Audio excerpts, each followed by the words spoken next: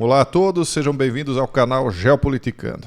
A pergunta que eu já faço desde o começo é: será que a China vai evitar o grande crash ou ela está tornando a bolha que a economia mundial se tornou em algo ainda maior para que quando o crash vier ele seja ainda mais estrondoso?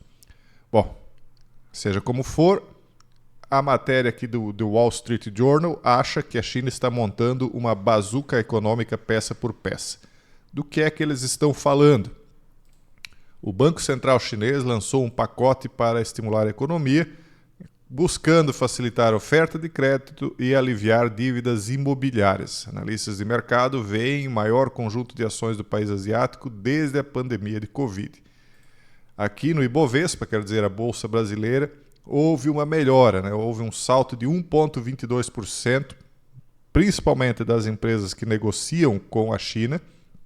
Eles até citam aqui, por exemplo, o Vale, que saltou aí 4,88%, e outras empresas como a Gerdau, a Cosan, se não me engano, essa aqui, veja, 9%, Usiminas, 7%, Petrobras, enfim, várias empresas aí teriam dado uma movimentada positiva com isso. Mas o que eles estão fazendo exatamente? Eles estariam, então, segundo aqui a matéria, dando suporte gota a gota à sua economia doente há 3 anos. Mas, dessa vez, eles aumentaram a dose e vão colocar uma enxurrada de dinheiro na praça interna chinesa. Pelo menos essa é a promessa, Uma grande injeção de estímulo do Banco Central e promessas de mais apoio governamental do principal órgão decisório do Partido Comunista marcam o início de uma abordagem mais vigorosa de Pequim para endireitar a economia após meses de hesitação, dizem economistas. Meses ou anos, Porque desde a pandemia algo assim não era feito. Isso é praticamente jogar dinheiro na mão do povo. Vamos estimular crédito, vamos aliviar as dívidas imobiliárias que já existem. Isso, em tese, geraria consumo interno. Só que existe um fator psicológico que talvez esteja causando tudo isso. Já vamos falar sobre isso. E vamos falar também sobre como, eventualmente, isso pode acabar, sim, gerando mais uma bolha, postergando o crash, o que, de uma certa maneira, seria bom, levar para mais adiante. Mas, por outro lado, também criando uma bolha ainda maior e para quando o crash vier, o crash viria, então, ainda com mais força. O que vocês acham? O crash está adiado ou ele nunca vai acontecer? Isso aí vai acabar criando um pouso suave, criando uma grande enxurrada de dinheiro e acabando por eliminar dívidas através de inflação do dinheiro, vamos dizer assim, por excesso de dinheiro. E aí vem aí com isso o grande pouso suave que eles tanto anunciam. A nova urgência dos formuladores de políticas em Pequim ocorre após uma torrente de sinais de alerta econômico, redução nas receitas fiscais, queda no preço dos imóveis e bens industriais, desaceleração nas vendas no varejo e queda na produção e no investimento das fábricas. Olha só. Então o governo começou a arrecadar menos, o valor dos imóveis começou a cair, os bens industriais também. Houve desaceleração nas vendas no varejo e queda na produção e no investimento das fábricas. Parece até que estamos falando do Brasil. Por quê? Porque o Brasil também é muito atrelado com o que acontece na China, Agora, eu acho que isso aí não vai funcionar muito bem como eles estão imaginando, porque tem esse fator psicológico que uma dona de casa aqui deixa meio que subentendido, porque ela diz o seguinte: depois da pandemia, nós sentimos que ganhar dinheiro não é tão fácil, disse Liu Ailing, uma dona de casa de 47 anos de Pequim. Liu disse que está animada com algumas das medidas lançadas esta semana, especialmente uma redução planejada nas taxas de hipoteca para proprietários de imóveis, que ela espera que compensem o aumento do custo de educação de sua filha da 3ª série. Vamos tentar destrinchar o que está por trás dessa resposta dela. Então, primeiro, ela diz: depois da pandemia, nós sentimos que ganhar dinheiro não é tão fácil. Por quê? Porque depois da pandemia, a guerra econômica entre a China e os Estados Unidos se intensificou. Realmente, a economia chinesa começou a sofrer com isso. Mas não é só pela questão da guerra econômica. O mundo inteiro foi desestimulado ao consumo. Não é isso que os comunistas sempre quiseram, não só na China, mas em todos os países do mundo, inclusive no Brasil, acabar com esse tal de capitalismo. Enfim, com a pandemia, muitas pessoas, por mais que tivessem dinheiro, mudaram os hábitos de consumo. Começaram a repensar a vida e perceberam muitas vezes que, poxa, eu tinha dinheiro, eu podia comprar o que eu quisesse, mas nada me estimulava, porque não podia sair de casa, não podia viajar, muita coisa foi proibida. A partir daquilo houve um choque de consciência nas pessoas, de que aquilo que parecia tão sólido se desfez como um castelo de areias, né? Quer dizer, aquelas certezas todas que as pessoas tinham, de um momento para o outro, se desfizeram. Não porque todas as ameaças eram tão graves quanto se divulgava, mas porque as pessoas acreditaram nisso. E em acreditando, né, naquele grande golpe que foi dado politicamente também, né, elas acabaram se desestimulando de gastar, de comprar, de viver a vida como vinham vivendo, sem muita reflexão, afinal de contas, né? Então, isso foi um desestímulo, e é um desestímulo que persiste até hoje, que vai demorar talvez uma geração ou duas para que volte a ser exatamente como era antes. Eles diz o seguinte: moderando as esperanças de estímulo, ainda há questões sem resposta sobre quanto Pequim está disposta a gastar e, especialmente, quanto está preparada para colocar nos bolsos dos consumidores chineses em dificuldades. Imagine, dependendo da quantidade, do volume de dinheiro que eles colocarem no bolso das pessoas, isso vai impactar o mundo inteiro, porque os Estados Unidos, de uma certa maneira, já fez isso, né? As autoridades ainda não explicaram como planejam pôr fim à crise imobiliária no país, uma tarefa crítica para que a economia encontre uma base mais sólida, dizem os economistas. De uma certa maneira, eles querem fazer com que as pessoas paguem a hipoteca de uma maneira mais leve, né? Para que não ocorra o calote, porque vinha acontecendo muito calote, e lá também muitas pessoas compraram mais imóveis do que iriam ocupar. E não foi um ou dois que fez, o país inteiro, né? Quem podia fez. Então, por isso existem as chamadas cidades fantasmas, tem muito imóvel sobrando. Porque não é só um sonho americano ter o seu próprio imóvel.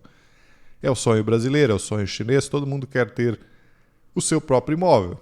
Só que eles começaram a ter o seu próprio imóvel, ter um imóvel a mais para uma locação, e dois, e três, e assim por diante. E acabou que hoje tem imóveis demais, né? Então, tendo muito imóvel, o preço dele cai, o valor do aluguel cai, e aí como é que eles vão pagar as hipotecas desses imóveis que eles compraram? Porque nem todo mundo foi lá, comprou e pagou à vista, né? Muitos hipotecaram, financiaram, e agora estão com imóveis valendo menos do que a dívida que precisa ser paga. Então, outro grande problema é que a força de trabalho da China está envelhecendo e encolhendo. Aquela geração que trouxe a China a ser essa potência está idosa. Eles não tiveram muitos filhos, porque a concentração deles tinha que ser no trabalho. Então, funcionou. Se concentrar em trabalhar, ganhar dinheiro, não na família. Máximo um filho, era a política da época. E agora? Agora é uma política de idosos, é um país de idosos com poucos jovens. E aí quem é que vai cuidar do que eles criaram, da infraestrutura que eles criaram? Enquanto a capacidade industrial crescente está alimentando tensões comerciais no exterior e espremendo lucros e preços em casa. Então eles aumentam a capacidade industrial, estão envelhecendo e encolhendo em quantidade.